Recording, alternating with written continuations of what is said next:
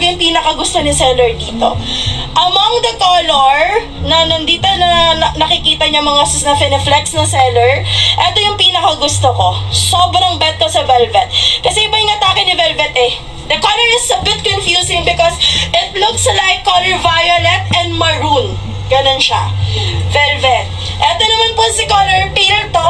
Si color indigo. Pale lang siya na violet. Ito si violet. Literal na violet P. Tapos ito naman si color ube.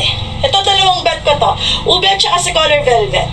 So, let's go na. Check out na yan mga mahal. Color brown tayo mga sis. Eto naman yung mga sisters, mga earth tone, mga minimalist. Tomorrow po yung ship out. Dumating na po kasi yung mga carrier natin, mga sis. So, hindi na siya nahabol ngayon. Pero lahat